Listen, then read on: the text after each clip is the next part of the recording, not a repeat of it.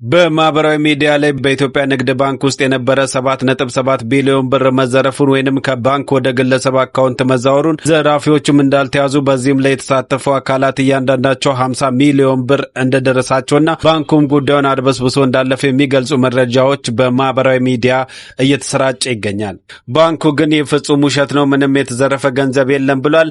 ከባንካችን ምንም የተዘረፈ ገንዘብ የለም ያለው ንግድ ባንክ ይልቁንም ከፍተኛ ገንዘብ ለመዝረፍ የተደረገ ሙከራ ነው ሲልም ገልጿል። ባንኩ የመዝረፍ ሙከራ በተደረገ በጥቂት ደቂቃዎች ውስጥ ቁጥጥር ስርዓቱ አጠራጣሪ ግብይት መፈጸሙን ደርሶበት ምንም አይነት ገንዘብ ወጪ ሳይደረግ ሙከራውን ወዲያውኑ እንዳከሸፈም አሳውቋል። ሙከራው በጥቂት ያልተገባ ጥቅም ለማግኘት ባሰቡ ተጠርጣሪዎች የተፈጸመ እንጂ የባንካችንን ሲስተም ተላልፎ የተፈጸመ ጥቃት አይደለም ሲል ንግድ ባንክ ገልጿል። ባንኩ የገንዘብ ዘራፊዎች ሙከራን ካከሸፈ በኋላ ጉዳዩን ለሚመለከተው የሕግ አካል በማሳወቅ ተጠርጣሪዎቹ በፖሊስ ቁጥጥር ስር እንዲውሉ ተደርገው የምርመራ ስራ እየተከናወነ ይገኛል ሲል ገልጿል።